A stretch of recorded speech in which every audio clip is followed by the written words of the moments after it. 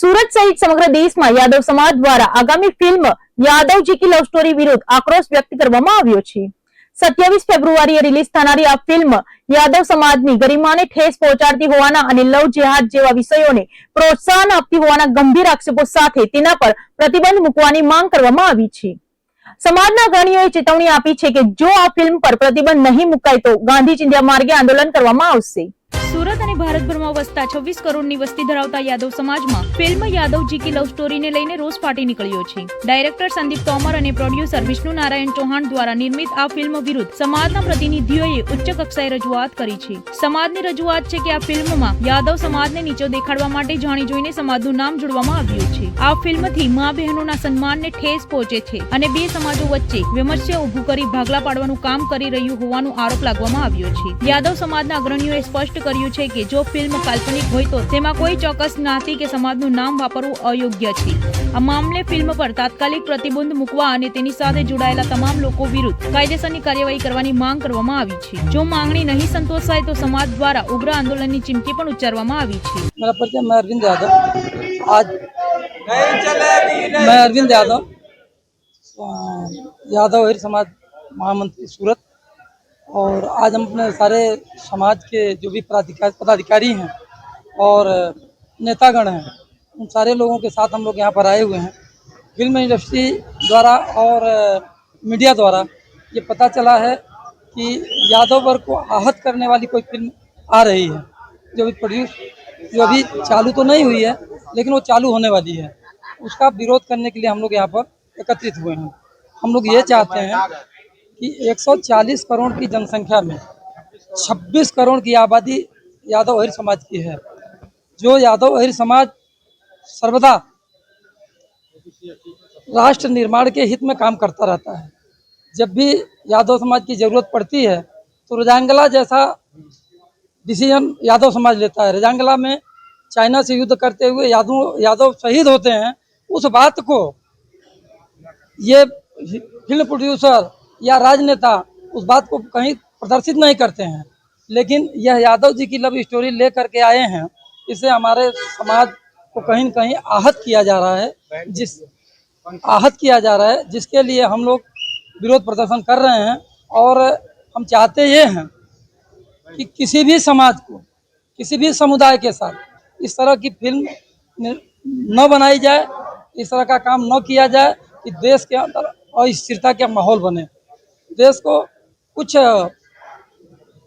ऐसे तत्व हैं देश के अंदर जो राजनेताओं से मिलकर के देश के अंदर अस्थिरता फैलाने के लिए एक बड़े समुदाय को आहत कर रहे हैं। हमको तो ऐसा लगता है कि कहीं यह वोट की तो राजनीति नहीं है। क्यों कि इनको लगता है कि एक माइनॉरिटी है और एक दूसरी तरफ एक यादव समाज जो है, जो भारत में बहुत बड़ी संख्या और बाहुल्य संख्या है जिसकी, इस दोनों को एक साथ मिला करके देखा जा रहा है कि इनके अंदर जो है अस्थिरता फैलाई जाए, भेदभाव फैलाया जाए। देश के अंदर इस तरह के संकट को ये लोग पैदा कर रहे हैं जो इस देश के लिए घातक है। और हम सरकार से यह आग्रह करते हैं कि इस तरह का संज्ञान लिया, इस फिल्म इंडस्ट्री, इस फिल्म पर संज्ञान लिया जाए और इसको बैन किया जाए, और नहीं तो इसकी खामियाजा भुगतने के लिए प्रशासन और फिल्म प्रोड्यूसर और एक्टर सब तैयार रहे हैं। भारत समाज की यादव समाज किसी भी तरह से इसको क्षमा नहीं करेगा। सूरत में बेफाम दौड़ता वाहनों निर्दोष लोगों माटे जीवलेण साबित थई रह्या छे। शहरना अजीरा विस्तारमां एक पूरपाट झड़पे आवती कारे रस्ता किनारे चाली रहेला युवकने अडफेटी लेता गंभीर अकस्मात सर्जायो छे। आ आखी घटना नजीकमां लागेला सीसीटीवी केमेरामां कैद थई छे। सूरतना अजीरा विस्तारमां अकस्मातनी एक हचमचावी देती घटना सामे आवी छे। विगत मुजब एक युवक रोडनी बाजुए शांतिथी चालीने जतो हतो त्यारे अचानक पाछळथी पूरपाट झड़पे आवती एक कारना चालके स्टीयरिंग परथी काबू गुमाव्यो हतो अने युवकने जोरदार टक्कर मारी हती। टक्कर એટલી ભયાનક હતી કે યુવક હવામાં ફંગોળાઈ ગયો હતો। આ સમગ્ર અકસ્માત સીસીટીવીમાં કેદ થયો છે, જેના દ્રશ્યો ધ્રુજારી લાવી દે તેવા છે। અકસ્માત બાદ સ્થાનિક લોકો ઘટનાસ્થળે દોડી આવ્યા હતા અને લોહીલુહાણ હાલતમાં યુવકને તાત્કાલિક સારવાર અર્થે હોસ્પિટલ ખસેડ્યો હતો। ઘટનાની જાણ થતાં જ હજીરા પોલીસ કાફલો પણ દોડી આવ્યો હતો। પોલીસે સીસીટીવી ફૂટેજ કબજે કરીને કાર ચાલક વિરુદ્ધ ગુનો નોંધી તેની અટકાયત કરવાની તજવીજ હાથ ધરી છે। सूरत सहित गुजरात में करोड़ों रूपियाना सरकारी कॉन्ट्राक्ट में छेतरपिंडी और डुप्लिकेट पेढी बनावी आचरवामां आवेला मोटा कौभांडनो सनसनीखेज आक्षेपो सामे आव्या छे। ઓડિશા સરકારના આંગણવાડી રિનોવેશન કોન્ટ્રાક્ટમાં અસલી પેઢીના નામે ડુપ્લિકેટ દસ્તાવેજો બનાવીને 9 કરોડનું પેમેન્ટ હડપવાનો ખેલ ખેલાયો હોવાનું બહાર આવ્યું છે. આ મામલે ભોગ બનનાર શાશ્વત શાહે ગુજરાતના ઉચ્ચ પોલીસ અધિકારીઓ અને રાજકીય વગ ધરાવતા લોકો પર ગંભીર આક્ષેપો કર્યા છે. સુરતના શાશ્વત શાહની ભાગીદારી પેઢી ક્યુ પ્રાઇડ ઇન્ફોટેક એ ઓડિશાના સરકારના આંગણવાડી રિનોવેશનનું ટેન્ડર મેળવ્યું હતું. ફરિયાદીનો આક્ષેપ છે કે તેમની આ અસલી પેઢીના નામે સુધીર ચરખાવાલા, મનોજ ગાંધી અને નિલેશ રાણાવત સહિતના આરોપીઓએ રાજકીય વગનો ઉપયોગ કરીને ડુપ્લિકેટ પેઢી ઊભી કરી હતી.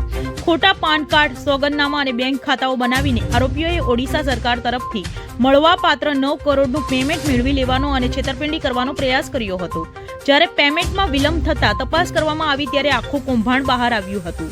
ફોરેન્સિક લેબોરેટરીના અહેવાલમાં પણ દસ્તાવેજો પરની સહીઓમાં તફાવત હોવાનું પુરવાર થયું છે. શાશ્વત શાહનો ગંભીર આક્ષેપ છે કે આ વિવાદ ઓડિશાનો હોવા છતાં ગુજરાત ક્રાઇમ બ્રાન્ચના તત્કાલીન વડા રાજકુમાર પાંડિયન અને ડીવાયએસપી AM કેપ્ટન જેવા અધિકારીઓ તેમને હેરાન પરેશાન કરી રહ્યા છે. આરોપીઓ મોટા નેતા અને મંત્રીઓના ફોટા બતાવીને પરિવારને જેલમાં પૂરી દેવાની ધમકી આપી રહ્યા છે અને કેસ પાછો ખેંચવા પણ દબાણ કરી રહ્યા હોવાના આક્ષેપો થયા છે. હાલ આ મામલે નાસિક ઇકોનોમિક વિંગ અને ઓડિશા CID તપાસ કરી રહી છે, જ્યારે પીડિતે ન્યાય માટે ગુજરાત હાઈકોર્ટના દ્વાર ખખડાવ્યા છે.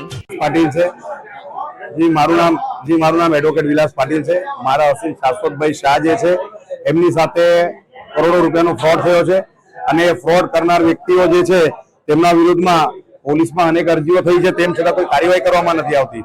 આ આખો સ્કેમ એવો છે કે ઓડિશા સરકારની અંદરમાં ટેન્ડરિંગ પ્રક્રિયા જે આંગણવાડીઓ રિનોવેશનનું છે, મારા અસીલ ટેન્ડરિંગની પ્રક્રિયા કરેલી હતી, એમનું ટેન્ડર મંજૂર થયેલું હતું અને એના 35 કરોડની આસપાસનું એ ટેન્ડર હતું અને 300-350 કરોડ એટલે આંગણવાડીનું આશરે ટેન્ડર આપવામાં આવેલું હતું. અને રિનોવેશનના ટેન્ડર દરમિયાનમાં જે અમારા અસીલની જે ફર્મ છે એ ફર્મના પૈસા બારોબાર એક બોગસ ફર્મ ઊભી કરવામાં આવે છે અને એ ફર્મમાં ટ્રાન્સફર થાય છે અને ઓડિશાના સરકારના અધિકારીઓ એમાં ઇન્વોલ્વ છે અને ગુજરાતના અનેક અધિકારીઓ અને આ ઉચ્ચ નેતાઓની લાગવગ લગાવીને આ જે સામાવાળાઓ છે તમામ એ અમારા અસીલને ગાંધીનગર CID ક્રાઇમની ઓફિસમાં દબાવીને ધમકાવીને ખોટા કેસમાં ફસાવીને એમને તમામ પ્રયાસો કર્યા. અને મારા અસીલ જયારે ઓલરેડી ઓડિશા ખાતે બાય ફ્લાઇટ ગયા છે, બાય ફ્લાઇટ આવ્યા રેકોર્ડ પર બધા પુરાવા છે, એ સમય દરમિયાનમાં અહીંયા સુરતમાં એક બોગસ ડીડ બનાવવામાં આવે છે અને અમારા અસીલની ખોટી સહી નોટરી રૂબરૂમાં અને ખોટો અંગૂઠો કરવામાં આવેલો છે. અને એ બાબતમાં જયારે આખી તપાસ કરીને અમારા અસીલને એરેસ્ટ કરીને તપાસ કરવામાં આવી અને ચાર્જશીટ કરવામાં આવી, ત્યાર સુધી FSL માં ડોક્યુમેન્ટ મોકલેલા નહીં, પરંતુ અમે કોર્ટમાં અરજીઓ કરી અને આઈઓને અરજીઓ કરી તો ન છૂટકે છેલ્લે એમને FSL માં મોકલ્યું તો ગવર્મેન્ટ FSL માંથી પણ રિપોર્ટ આવી ગયો કે આ સહી મારા અસીલની નથી.